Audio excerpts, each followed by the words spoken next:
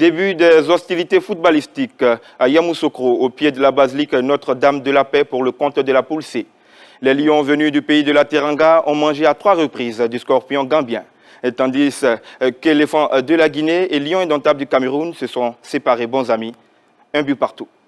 Au stade de la Paix de Bouaké, le duel de carnivores entre canidés et félins a accouché d'un match nul, Algérie 1. Angola 1. Bienvenue dans votre magazine de débrief des jours de match, Soir des Cannes, ce 15 janvier 2024, épisode 3.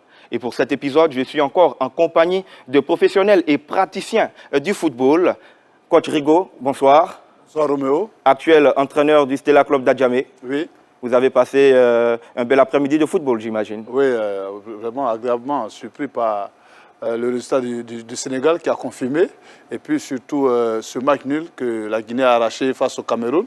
Le Cameroun, c'est pas rien. Et puis ce match nul aussi que l'Angola vient d'arracher face à l'Algérie, qui est l'un des favoris de cette CAN.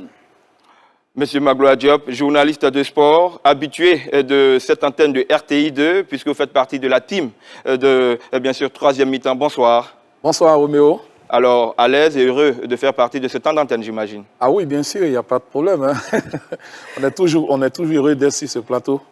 Et on va toujours donner le meilleur de nous-mêmes. Coach Jean-Christophe Graticap, passé par l'Africa Sport, Yamoussoukro FC, également la formation des jeunes au niveau des Girondins de Bordeaux. Bonsoir. Bonsoir Roméo. Alors, si on vous disait, quel est le match qui vous attire particulièrement? Non, j'ai bien aimé le match Sénégal-Gambie, voilà, parce que bon, il y a eu de la maîtrise du côté du Sénégal, voilà. Mais c'était 3 matchs avec des contenus différents, des histoires différentes. Et puis on a vu encore que deux gros morceaux, que sont le Cameroun et l'Algérie, ont été tenus en échec.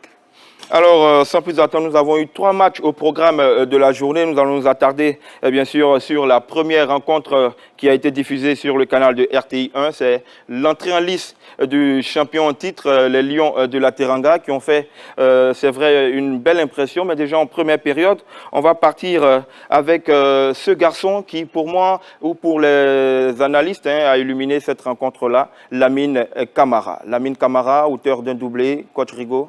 Oui, il a été auteur d'un doublé. Je pense que c'est lui qui a été l'homme du match. Parce que pour son jeune âge, et une première fois, c'est-à-dire que c'est quand même au niveau des seniors, c'est sa première Coupe d'Afrique. On n'a pas vu de Gana Gueye. C'est plutôt Lamine Camara qui est aligné par le coach. On est tous surpris. On regarde ce que ça va donner et voilà. Il est étincelant, il fait un doublé, pas n'importe lequel. Regardez son deuxième but. Je pense que c'est de là, il le ratisse. Bon là, quand on voit tout de suite que Ismaël Sarr le trouve sur le premier but, on voit tout de suite sa prise d'info et puis son enchaînement, voilà, son contrôle, son enchaînement. Une frappe croisée, il laisse pantois le gardien. Je pense que ce jeune homme-là, déjà, il s'annonce. C'est vrai que c'est son premier match, mais il s'est retrouvé là, dans cette surface-là, en relayeur le plus souvent. Parce que quand tu as Ismaël Sarr, que tu as Sadio Mané de l'autre côté, on se dit que tu as 3 attaquants avec la fixation de Diallo. Mais lui, il est venu à chaque fois s'ajouter à ces attaquants-là pour pouvoir apporter cette lumière-là. Parce qu'on a vu que cette Gambie reculait, il laissait l'espace devant. Et lui, il a apporté la solution, il a résolu ce match-là, il a donné vraiment de l'allant à ce Sénégal-là qui en avait besoin pour pouvoir confirmer sa suprématie. Parce que le Sénégal jouait quand même, faisait son entrée en lice. Le Sénégal, on sait que c'est le tenant du titre. Comment il allait s'en sortir? Et ce jeune-là a trouvé la solution. À son jeune âge, à 20 ans, véritablement, chapeau à lui, un doublé pour son premier match, ce n'est pas donné à tout le monde. Magloire Diop, les instants auxquels il inscrit les buts, 52e, également 86e, à l'entame de la seconde période, en clôture de cette période, c'est des moments clés pour un gamin comme ça, prendre ses responsabilités devant Sadio Mané. Oui, c'est des moments clés, si on peut le dire, parce que surtout son deuxième but permet au Sénégal de faire le break. Parce que quand même, le Sénégal était en supériorité numérique. Et puis, mais 1-0, il n'était pas à l'abri. Donc avec ce deuxième but-là de Lamine Camara, bien lancé par Ismaïla Sarr. Il est allé, il a inscrit ses deuxième but. Je pense que c'est le but le plus important. Pas le plus beau peut-être, mais c'est le plus important de ce match-là. Et puis après, bon, le troisième but, là c'est la beauté vraiment du but qui nous retient. Ce que je peux dire de ce jeune homme-là, 20 ans, né au Sénégal, formé au Sénégal, là, je suis très content que ce jeune-là soit magnifié aujourd'hui parce que c'est la preuve qu'en Afrique, on forme aussi de bons footballeurs et qu'on peut être un très bon footballeur sur le continent africain et aller confirmer au plus haut niveau. Alors, formé à l'Académie Génération Foot, et puis après, il a été transféré naturellement au FC Metz, qui est partenaire de Génération Foot. Ce jeune de 20 ans a été vainqueur d'abord du CHAN en Algérie, et puis ensuite de la CAN U20. Voilà, et il a non seulement remporté ces deux compétitions, il était meilleur joueur de ces deux compétitions. Il monte en puissance, c'est une Et là, il franchit un cap chez les seniors, et première CAN, 2 buts, homme du match. Je pense que c'est une très belle histoire, mais c'est aussi la matérialisation de la profondeur du banc de cette équipe du Sénégal qui se permet de se passer de Cheikhou Kouyaté, de Nampalis Mendy, de Idrissa Gana Gueye, et qui déroule de cette façon. Je pense que cette équipe du Sénégal-là, elle a vraiment un effectif de qualité. Quand on a vu aujourd'hui des jeunes comme Lamine Camara, ouais, ce Sénégal-là, il va falloir le respecter. Mais je suis plus déçu de la Gambie. On y arrivera. On y arrivera pour ce qui est de la Gambie. Gratte-Cap, c'est logique. Distinction de Lamine Camara, seulement 20 ans, qui est désigné homme du match. Oui, c'est logique. Il a fait un match hors du commun, qui sort de l'ordinaire. Il a fait une grosse performance. Maintenant, il va falloir qu'il confirme. Le plus dur est à venir. Mais c'est sûr qu'il a participé grandement à la victoire de son équipe aujourd'hui, même s'il y a eu d'autres faits de jeu qui ont fait que le score a été large en faveur du Sénégal, quoi. Alors, pour fermer autour, bien sûr, de cette affiche, Sénégal-Gambie, l'homme du match, Lamine Camara, vous partagez entièrement cet avis? Oui, entièrement partagé parce qu'il a été étincellé. Un doublé et puis de deux, c'est que quand même il a apporté ce Sénégal-là qui en avait besoin à ce moment clé. Oui, ce Sénégal-là qui est porté par Lamine Camara, c'est la jeune garde sénégalaise. C'est le plus jeune joueur à réaliser un doublé après Ali Zoutouni en 2000. Après la CAN 2000, à seulement 19 ans et quelques mois, lui, Lamine Camara, vient de faire voler en éclat ce record. C'est la formation, comme l'a dit M. Magloire Diop. Mais appuyons maintenant au niveau des Scorpions gambiens. Magloire Diop, vous parliez de la déception de cette équipe gambienne plutôt que de l'allant offensif de cette équipe sénégalaise. Oui, je suis vraiment déçu de cette équipe gambienne parce que quand même le coach Tom Saint-Fiet, il est en poste depuis 2018. Ce qui est un peu rare quand même sur le continent, ça fait 6 ans presque qu'il a cette équipe, donc il a eu le temps quand même de mettre en place un très bon projet de jeu, à l'image d'Aliou Cissé qui était là bien avant lui, il est là depuis 2015, mais il a eu le temps de travailler, et cette équipe gambienne qui joue un quart de finale lors de la dernière CAN au Cameroun, et tout le monde, dont moi, encense cette équipe des Scorpions et la présente comme vraiment la nouvelle terreur du continent. Au moment où on commence à élever cette sélection, c'est là qu'elle nous déçoit. La Gambie est dans la même poule que les éléphants dans les éliminatoires mondial 2026. La Gambie joue le premier match au Burundi, elle perd 3-2, et le deuxième match, elle accueille la Côte d'Ivoire en Tanzanie, elle perd 2-0. Et là, elle aligne aujourd'hui une 3e défaite d'affilée face au Sénégal. Donc, non seulement la Gambie se retrouve incapable de battre des sélections moins cotées comme le Burundi, et quand elle a affaire à de grosses cylindrées du continent, et bien là, elle étale toutes ses limites. Aujourd'hui, j'ai vu vraiment peut-être le côté Mr. Hyde de la Gambie. J'espère qu'elle va se ressaisir, mais vraiment, elle a manqué de maîtrise à l'image de cette faute de son joueur qui fait qu'il prend un carton rouge. Et je vous l'ai dit la dernière fois ici, quand on voit les cartons rouges qui sont sortis aujourd'hui, Evan Ndika, il a échappé. Effectivement, Ebou Adams, le joueur de Cardiff, qui handicape son équipe à la fin, n'est-ce pas, de cette première période. Jean-Christophe Gradka, vous aviez un mot pour cette équipe gambienne. Est-ce que ce carton rouge a été le fait de jeu de cette rencontre? Oui, ça a été un élément très important. Je suis d'accord avec ce que vient de dire Magloire, c'est que moi aussi, je fais partie des déçus de la prestation de la Gambie. Je m'attendais à ce qu'ils fassent meilleure impression, qu'ils ont un plan de jeu où ils savent bien défendre, bien en bloc, sachant aussi ressortir les ballons comme il faut. Mais là, je pense qu'il y a plusieurs éléments. Il y a le fait d'avoir encaissé un but très très tôt dans le match, à la 4e minute, sur une erreur d'inattention, sur une touche vite jouée, et puis un second ballon où ils ne sont pas, et puis après un adversaire où les Gambiens sont loin et pas à distance d'intervention et qui a tout le loisir pour marquer le but. Et puis effectivement, ce deuxième fait de jeu qui est l'expulsion du joueur gambien qui handicape fortement son équipe. Alors il ne faut pas tout remettre en cause. Sur les 3 derniers matchs, effectivement, il y a 3 défaites.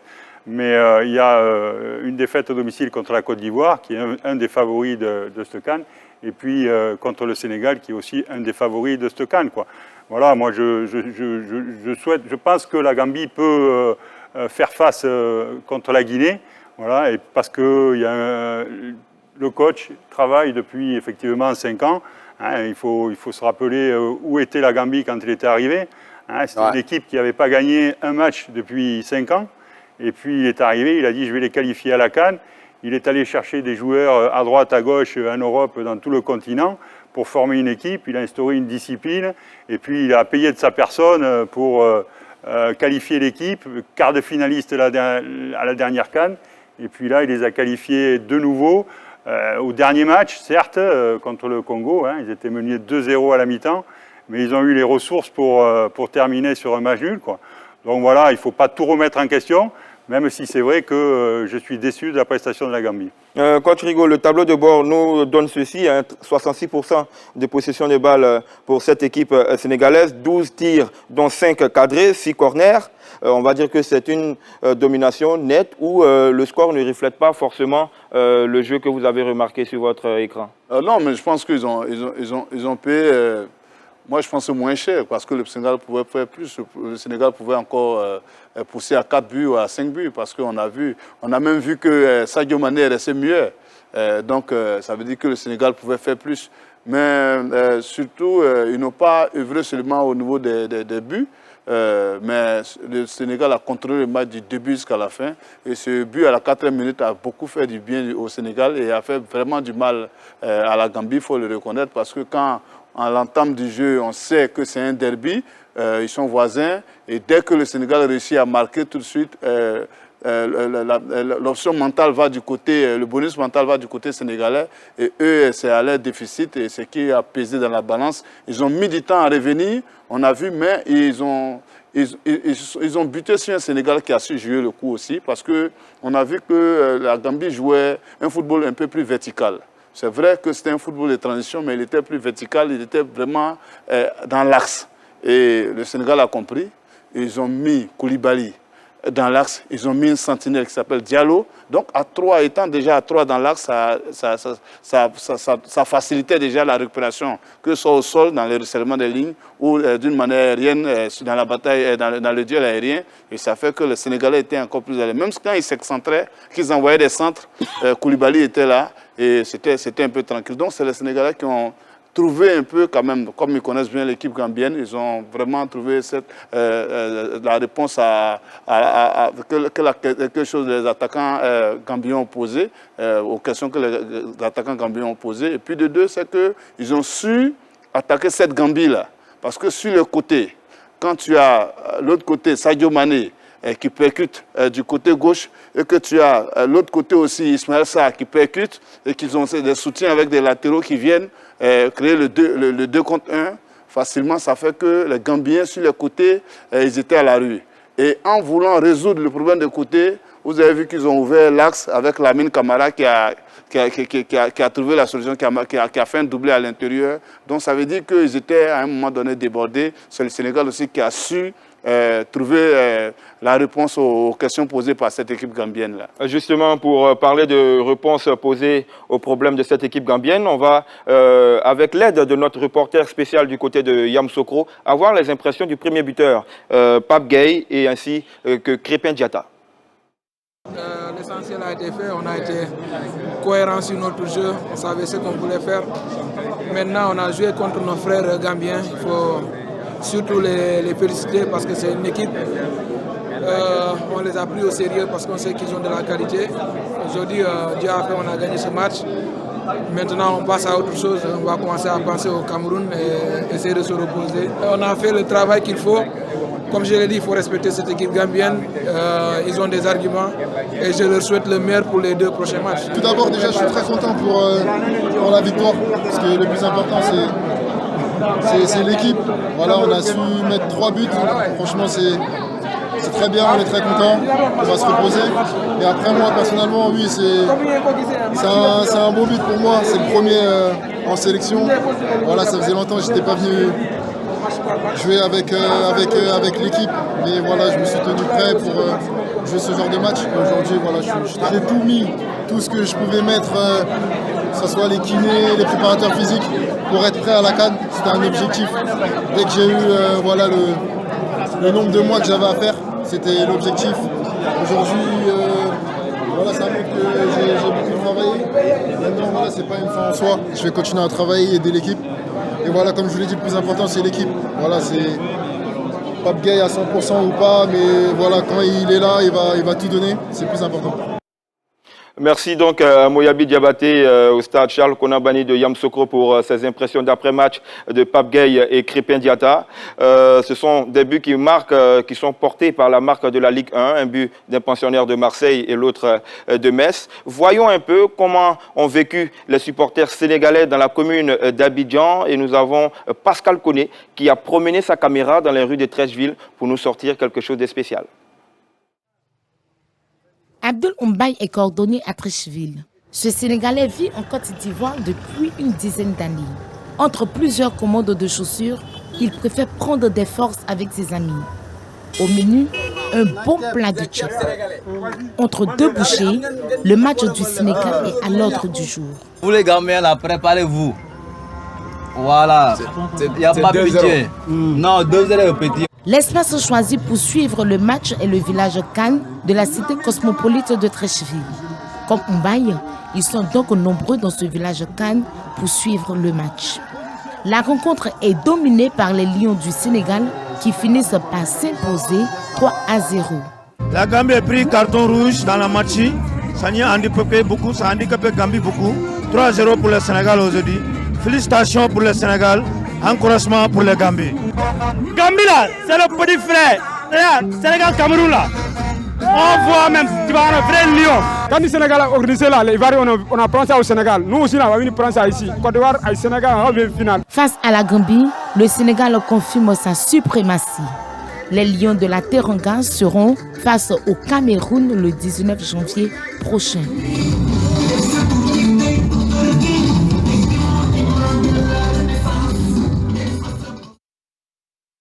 Merci donc, merci à Pascal Koné et à Samassi Aboudraman pour leur incursion au plus près des populations qui vivent en Côte d'Ivoire et qui vibrent au nom véritablement donc de la CAN. Suivons l'élément d'Aboudraman Samassi.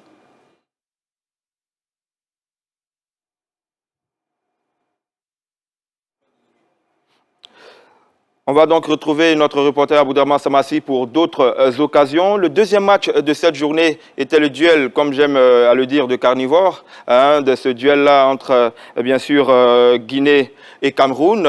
Un duel fratricide entre les signes, on va dire astrologiques, sinon les animaux de la brousse. Duel 1-1.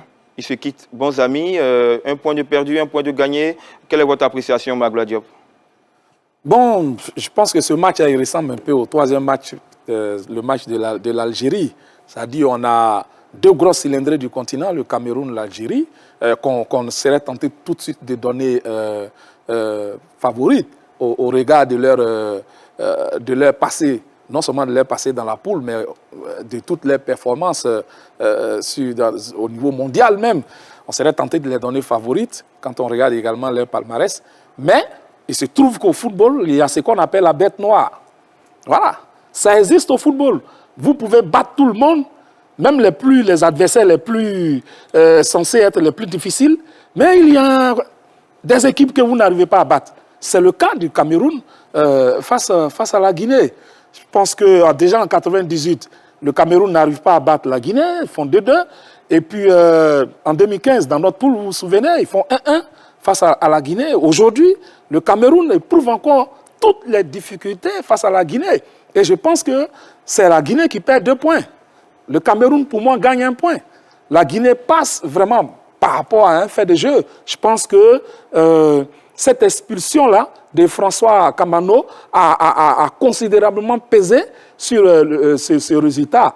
Sinon, la Guinée aurait, pour moi, pu aujourd'hui enregistrer vraiment une victoire, comme on appelle, très probante face à cette équipe du Cameroun. Donc, ce résultat ne me surprend pas. Il reflète vraiment les confrontations entre ces deux pays-là. Et puis, même quand on regarde la rencontre, il y a quelque chose qui s'est cassé au niveau de l'équipe guinéenne après l'expulsion de François Kamano, et Kaba Diawara, le sélectionneur, a dû un peu revoir ses plans. Déjà même, quand son équipe est au complet, il est très défensif. Donc imaginez, là, quand il est en infériorité numérique, eh bien, bon, je pense que cette égalisation de Franck Magri, ils auraient pu défendre mieux, mais le Cameroun a quand même poussé en seconde période à égaliser, et avait tout le temps de marquer ces deuxièmes buts-là, ils n'ont pas pu. Bon, les deux équipes se quittent vraiment bons amis. C'est un résultat qui arrange le Sénégal. Et pour moi, le Cameroun avait plus appel sur cette rencontre. Et c'est presque une victoire pour la Guinée, mais je pense que la Guinée perd quand même 2 points. Une victoire au goût amer pour Magloire Diop, puisque c'est un nul qui a un goût de victoire pour cette équipe camerounaise. La Guinée qui inscrit un but très tôt. Dans cette CAN, on a des buts qui arrivent très très vite. La Côte d'Ivoire à la 4e minute. On a également Moustapha Mohamed, l'attaquant de Nantes, avec l'Égypte qui inscrit un but très tôt. Aujourd'hui, encore la 10e minute, vous avez Mohamed Bayo, ce but que nous allons donc regarder à l'écran. C'est un but d'instinct, c'est un but qui arrive comment avec ce Mohamed Bayo qui est aujourd'hui au Havre, prêté par le LOSC? Non, mais il faut reconnaître le travail extraordinaire que l'équipe guinéenne a fait sur cette action. Ce pressing-là, vous avez vu que dès qu'il y a eu cette embuscade, tout de suite, ils sont venus là. Et sur ce deuxième ballon, vous allez voir le pressing qui va se déployer. Et c'est ce pressing-là qui paye, ce contre-pressing-là qui a payé pour permettre à Bayo de marquer ce but. Et véritablement, il faut dire que les Guinéens, moi, je salue le travail extraordinaire que Kaba Diawara est en train d'abattre, parce que sans Ségou Guirassy, sans Naby Keïta, sans Ishiaga et autres, il y a toute une autre génération qui est en train de se mettre en place, et elle est étincelante. Elle surprend le Cameroun, parce qu'on sait que dans ce match-là, c'est le Cameroun qui était favori. Et on a vu cette fougue-là, surtout dans les 15 premières minutes, cette Guinée-là, qui a broyé ce Cameroun-là, qui était vraiment aux abois. Malheureusement, le carton rouge est venu changer les choses. Mais ce contre-pressing a véritablement été payant sur cette action. J'aurais voulu qu'il continue dans cet élan, mais moi, j'ai été un peu déçu. Après le but, ils ont reculé, alors que cette Guinée n'est pas à vocation défensive. Voilà, elle est beaucoup à vocation offensive, avec des jeunes joueurs comme Koroma, comme Agibou, qui aiment tenir le ballon, qui ne savent pas trop reculer, qui savent défendre en avançant, qui savent impacter avec ces genres de pressing. Mais quand ils ont mené tout de suite, très tôt, ils ont reculé pour chercher à contenir ce Cameroun-là, pour laisser le ballon au Cameroun. Et véritablement, ça allait apporter préjudice, parce que c'est sur c'est le genre d'action que Kamano a pris le carton rouge parce que, comme je l'ai dit, défensivement, ils n'ont pas cette grande culture de savoir défendre, mais ils ont la grande culture de pouvoir utiliser le ballon. Et en utilisant le ballon dès l'entame du match, ça a beaucoup gêné le Camerounais parce que la possession de balle et surtout que cette possession était beaucoup plus verticale avec du rythme, surtout dans les déplacements. Les Camerounais, on les connaît, ils sont ils ont des muscles, ils se déplacent assez vite, alors que les Guinéens se déplaçaient un peu vite. Ça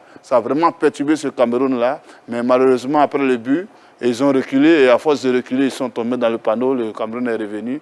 C'est un peu là ma déception, sinon ils ont fait un bon match. Avant donc d'arriver à ce fait de jeu, ce carton rouge, Mohamed Bayo, désigné homme du match, Jean-Christophe Gradcap. Oui, je pense que c'est logique. Hein. C'est lui qui marque le but. C'est lui, quand l'équipe s'est retrouvée à 10, était le premier rideau défensif et puis la première source de proposition sur du jeu long, sur les contre-attaques. Donc il a été très généreux. Il est sorti à la 85e, après avoir fourni beaucoup d'efforts. Voilà, moi je pense que le match nul est un résultat logique au vu du contenu du match. J'étais agréablement surpris par cette équipe de Guinée et par la qualité de ces jeunes joueurs, notamment au milieu de terrain. Et puis avec Guy Valogui, Bayo, Konaté et puis Camara, je crois, qui ont ça a de la qualité. Après, bien sûr, un des tournants, c'est cette expulsion. Justement, le carton rouge qu'on voit là. Est-ce qu'il est évitable, ce carton rouge, François Kamano, qui est au pressing? On ne sent pas l'intentionnalité de faire mal. Magloire Diop, c'est un carton rouge logique pour vous? Ben, les consignes sont claires. Les consignes sont claires. Ça, on a vu déjà au Mondial au Qatar, c'est là que j'ai compris que les consignes aux arbitres sont claires dans ce sens-là. Une semelle, quel que soit l'endroit où elle est placée, c'est un carton rouge. Aujourd'hui, tout le monde sait ça au football. Et donc, ceux qui ont beaucoup plus d'expérience arrivent à éviter aujourd'hui ce genre de fautes. Et ceux qui ont moins d'expérience, eh bien, ils se font prendre. Et c'est ce qui a été le cas non seulement pour le joueur gambien, c'était la même chose. C'était le même type de faute. Et je pense que c'est un message qui est bien envoyé là à nos éléphants qui, pour moi, au match d'ouverture, ils ont eu la chance. Restons dans le cadre de ce match. Mais quand même, il faut qu'on se rende compte que il ne faut pas qu'on crie au scandale après. Voilà. Parce que c'est des fautes aujourd'hui qui valent des cartons rouges. C'est clair, il y a pas ça peut échapper à l'arbitre. La preuve, par 2 fois, les arbitres ont donné des cartons jaunes.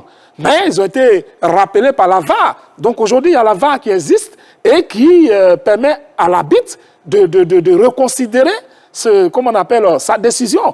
Et c'est ce qui est arrivé. C'est tout à fait logique, ce carton rouge. Très évitable. Il n'y a pas de danger. Nous sommes dans l'entrejeu. Le joueur ne va même pas vers son but. Et puis, il vient par derrière. Il marche. C'est très dangereux même il met en cause là l'intégrité physique de son adversaire. C'est tout à fait mérité. Il sort, il pénalise son équipe. Et aujourd'hui, par sa faute, la Guinée passe à côté d'une victoire qui lui aurait assuré pratiquement une qualification en 8e de finale. Alors, Mohamed Bayo, désigné homme du match, a réagi au micro de notre reporter Moyabi Diabaté. Je pense qu'on a fait un bon match. Le plus important, c'est l'équipe. Ce trophée, il est pour toute l'équipe. On a résisté malgré qu'on avait pris le carton rouge. Donc, je suis content de mon match, mais je suis plus content pour l'équipe. Moi, je suis un joueur qui ne me prend pas la tête. Même si les occasions elles viennent, elles ne marquent pas. Je sais qu'au bout d'un moment, ça va venir et je vais marquer. Donc, je ne me prends pas la tête par rapport à ça, mais je suis content aujourd'hui d'avoir marqué et d'avoir permis à l'équipe de faire un match nul. Et le carton, on a revu l'action. Il va peut-être mettre le pied, mais je ne pense pas qu'il veut le faire mal. Après, l'arbitre a pris sa décision. On ne peut pas revenir dessus, mais c'est dommage. Alors, ce carton rouge intervient donc à la fin de la première période. On revient en jeu et à la 51e minute, il y a ce pressing du Cameroun qui arrive à égaliser sur cette action que nous découvrons maintenant à l'antenne. Jean-Christophe Gradcap. Oui, moi je pense que c'est le but égalisateur là, c'est plus une faute au départ sur le centre qu'à l'arrivée. Bon, il y a une différence de taille à l'arrivée et Magri prend le dessus sur le défenseur. Mais c'est mal défendu là, ils sont trop loin. Le centreur est dans le confort, le défenseur latéral doit sortir et venir resserrer et cadrer beaucoup plus près pour empêcher de centrer, quoi, hein. Il faut, moi je dis souvent aux joueurs, un centre, c'est une occasion de but, hein. Donc là, c'est mal défendu et c'est dommage.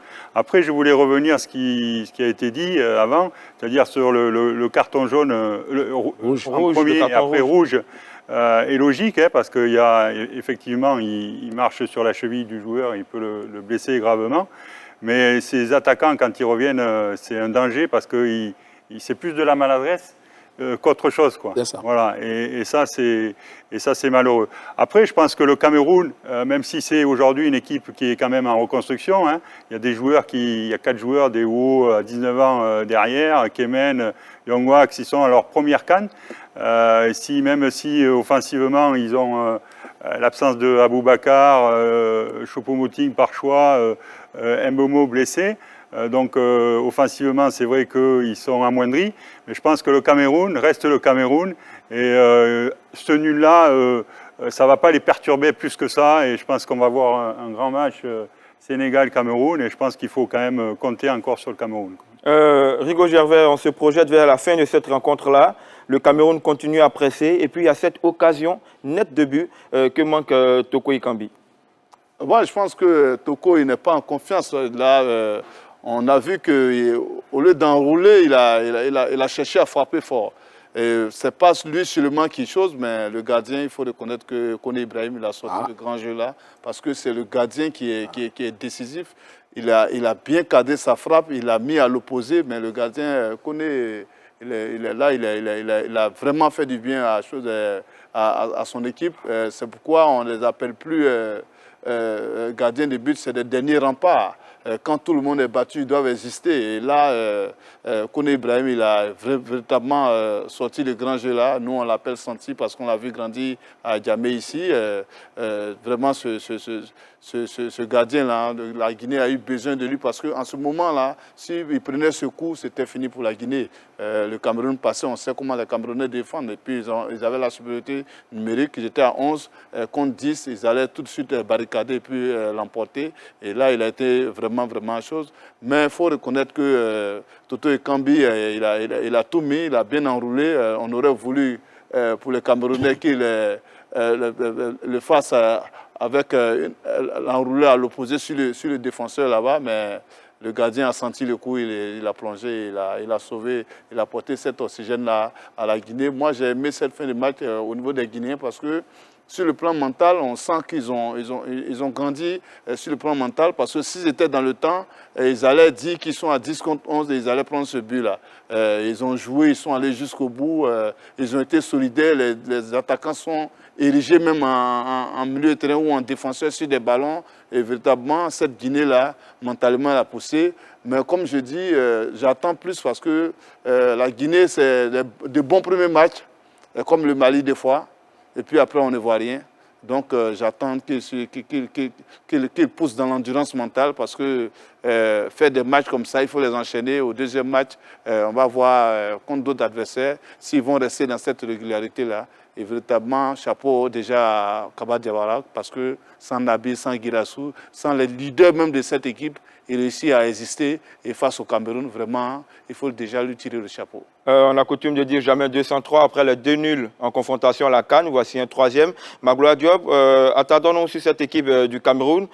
André Onana qui rejoint le groupe aujourd'hui, amputé de leur meilleur buteur Vincent Boubacar, auteur de 8 buts lors de la CAN précédente. Est-ce que l'environnement mental prévoyait d'un tel résultat du côté de la tanière des Lions? Oh, bon, il est évident, ça s'est vu sur ce match, hein, l'absence des deux attaquants, Mbemo qui vraiment brille avec Brentford dans la Premier League, et puis Vincent Boubacar, qui est toujours ce buteur-là, qui arrive à sortir le Cameroun des situations les plus difficiles. C'est sa marque déposée, ce qui fait la différence entre lui et d'autres attaquants comme Karl Toko Ekambi, peut-être un peu plus talentueux, mais qui ont moins l'instinct de buteur que Aboubakar Kamara. Et puis, le fait qu'on ait laissé quelqu'un comme Choupo-Moting, ça, c'est la cuisine interne du Cameroun, mais j'estime quand même que ce choix de Rigobert Song, le sélectionneur, il est incompréhensible pour moi. Et donc, le Cameroun, c'est un problème. Le Cameroun a toujours un problème ils ont un mental fort, mais face à la Guinée, eh ben, ce mental-là est touché. Parce que les Guinéens arrivent toujours à prendre le dessus mentalement quand ils ont le Cameroun en face. Et ça commence à être un vrai problème pour les Camerounais. Certains disent que le Cameroun n'a jamais battu la Guinée. Et ça, la légende est en train de se construire. Et ce match-là est en train de plus en plus de confirmer un peu cette tendance-là. Il va falloir que le Cameroun arrive à battre la Guinée un jour. Sinon, eh bien, la Guinée va commencer à devenir une véritable bête noire pour le Cameroun. Et puis, il suffit que la Guinée ait peut-être 3 Naby Keïta, c'est fini. Ils vont taper le Cameroun à tout moment. Voici un peu ce que je peux dire. C'est simplement le fait que la Guinée arrive à regarder le Cameroun en face et ne se laisse pas faire psychologiquement. C'est ce qui fait que la Guinée arrive à tenir face au Cameroun. Ça aurait été un autre adversaire, même la Côte d'Ivoire. Je pense que le Cameroun aurait gagné ce match. Hein. Magloire Diop et les éléphants de Côte d'Ivoire. Je pense, mais c'est parce que là, les Guinéens, ils sont très forts. Quand ils ont le Cameroun en face, ils ne se laissent pas abattre psychologiquement. Donc, c'est bien, ils ont un très bon résultat. Le Cameroun est en danger. Il va falloir qu'ils élèvent leur niveau face au Sénégal. Je ne pense pas que le Cameroun ait un problème de gardien de but. Ça aurait été moi, il aurait fallu laisser Onana tranquillement en Angleterre avec son club qui le paye à des milliards, le laisser tranquille, gagner son argent pour nourrir sa famille et puis prendre des garçons qui ont envie de jouer la CAN. Voilà, comme on doit, qui s'en est pas mal sorti quand même. On doit qui est vainqueur de la CAN 2017. Voilà, 2017. Okay. Et il y a d'autres gardiens. Le Cameroun, c'est une machine à fabriquer des gardiens de but. Donc, cette présence d'André Onana, la manière dont il est venu, pour moi, c'est des scénarios qu'on voyait dans les années 80 avec les Bel Antoine et autres, les Youssouf Fofana qui prenaient l'avion à Monaco la veille et puis le lendemain... Voyons donc ce qu'on pense les deux le Cameroun recule au lieu d'avancer. On va voir ce qu'ont pensé les coachs guinéens et camerounais. Réaction recueillie par Moyabi Diabaté. Je pense qu'on a fait une bonne entame. On a pu marquer ce but. Et après, donc, ils ont commencé à pousser. Et je pense qu'il y a eu un fait de jeu quand même que je n'ai pas encore vu les images. Je ne vais pas trop parler parce qu'on n'est pas là pour en parler. Mais à mon sens, le carton rouge est sévère. Après ça, à 10 contre 11, je tiens à féliciter les garçons parce que le Cameroun a poussé. On connaît la dimension physique de cette équipe. Ils ont poussé et nous, on a tenu. Donc, on a pris ce but. Mais on prend un point. Donc, bon, moi, mon analyse, elle est comptable. On reste en course. Il reste 2 matchs. Il y a eu un côté positif et un côté négatif. On va se remettre, on va corriger ce qui n'a pas pu marcher. Les 4 jours qui arrivent, parce que ça va être un autre visage, parce que je suppose que les joueurs eux-mêmes déjà, ils sont conscients. Ils sont conscients de la situation. Et nous aussi, avec mes collaborateurs, nous allons essayer de pouvoir réajuster ce qui nous en manque aujourd'hui. Il n'y a pas tellement un échange en tant que tel, où j'ai dit il ne faudrait pas qu'on reste trop dans qu'on crée un doute en nous. On reste positif et je pense que les choses iront mieux au prochain match. Ce match était le match le plus difficile. C'est le match le plus difficile, c'était l'entrée. Contre le Sénégal, ça va être un autre match et nous sommes conscients et nous restons positifs et nous pensons que ce match ne sera pas la même chose que vous avez vu aujourd'hui. Quand la CAN se déroule, beaucoup d'activités sont mises en berne et c'est le cas avec la communauté camerounaise vivant ici à Abidjan qui a mis un point d'honneur à suivre la rencontre de leur pays. Suivons donc cet élément réalisé par Véronique Conan et Bonfils Bédi. Les quelques supporters camerounais restés à Abidjan font leur mise en place et attendent sereinement la rencontre contre la Guinée à la Riviera Faya.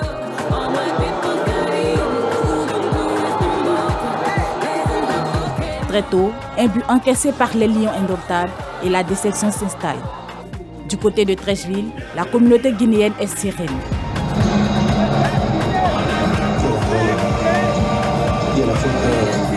Tout bascule pour la Guinée quand François Kamono sort sur un carton rouge, tandis que l'espoir renaît chez le Cameroun avec l'égalisation.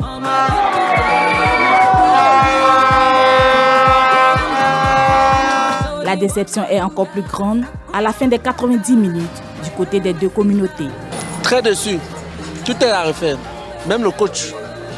Parce que tous les nouveaux joueurs qui sont là, on ne les connaît pas. On ne sait pas d'où ils jouent. Donc même le président, tout est à refaire.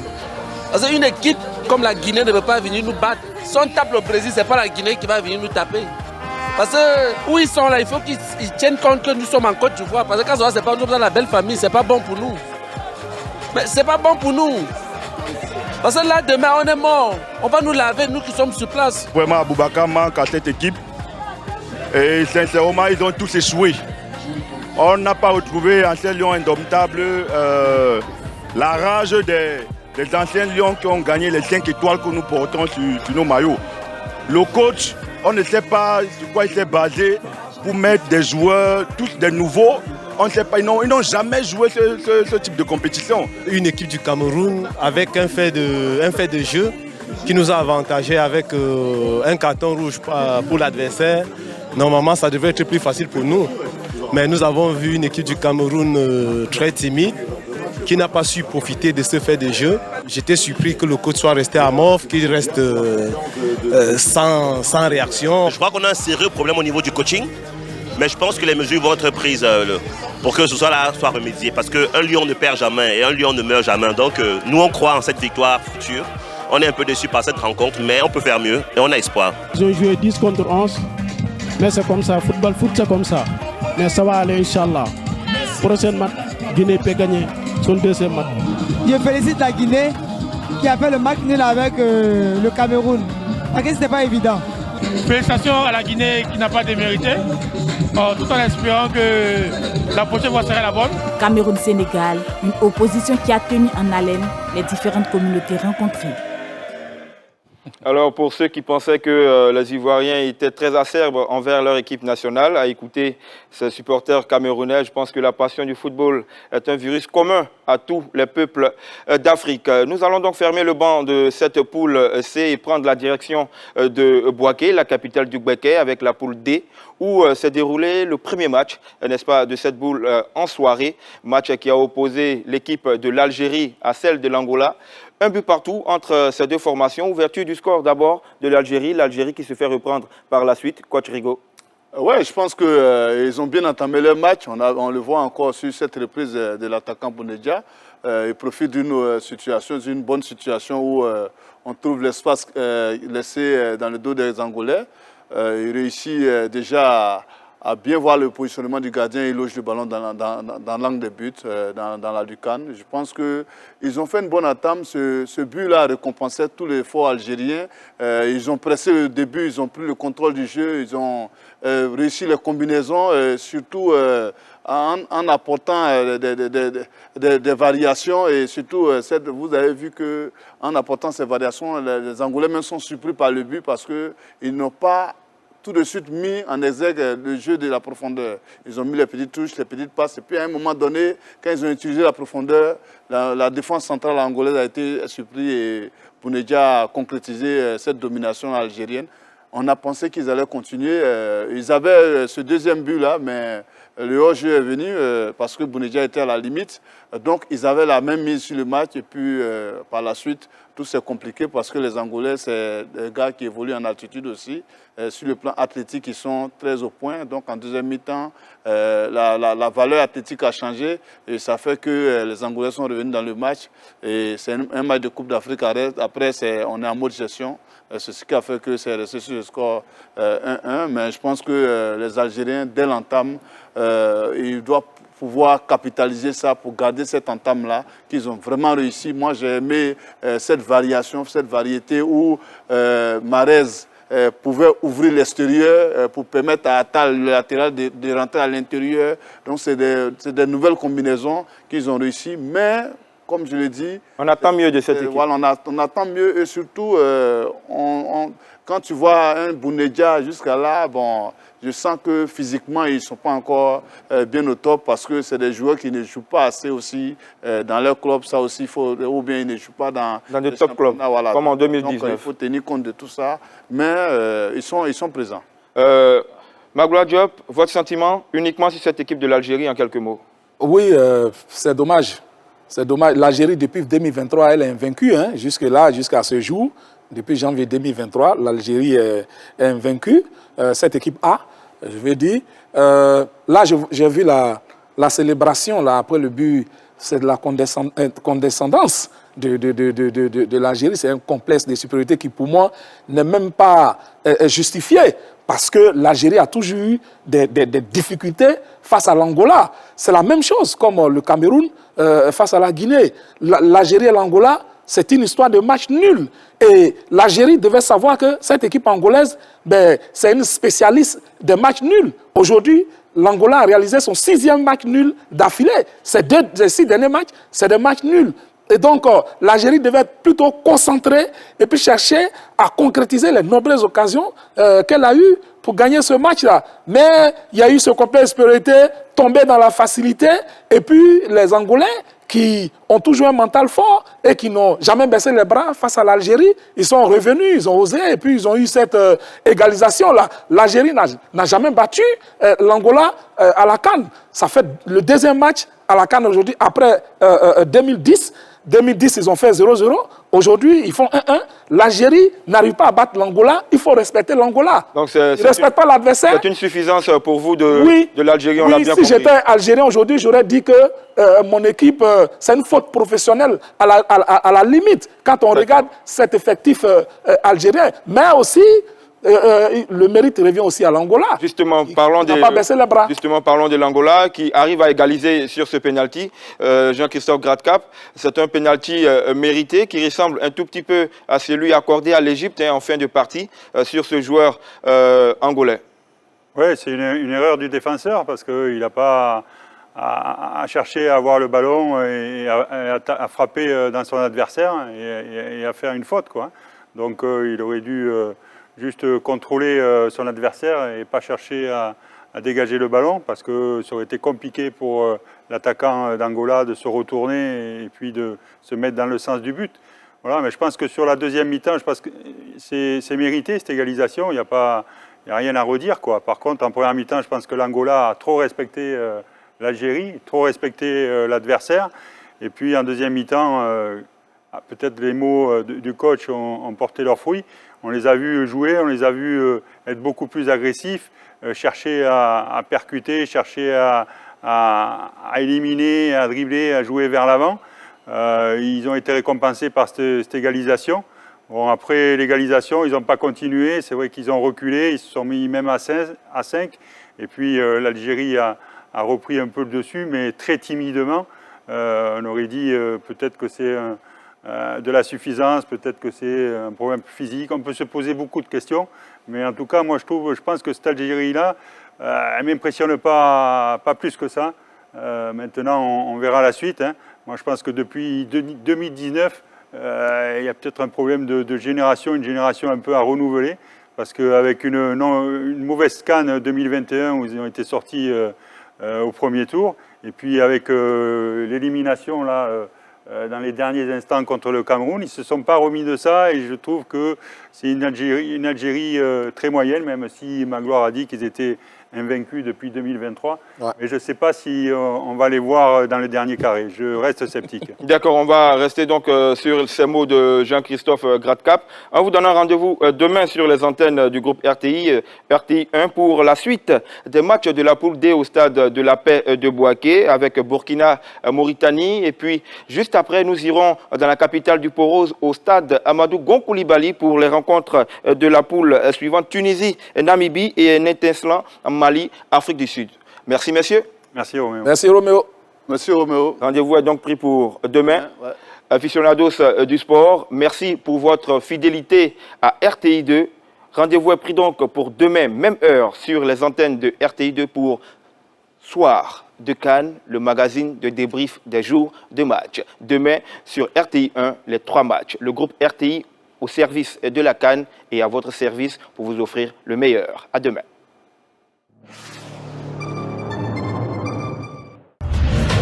Mardi 16 janvier 2024, sur les chaînes du groupe RTI, 14h, Burkina Faso, Mauritanie, 17h, Tunisie, Namibie, 20h, Mali, Afrique du Sud.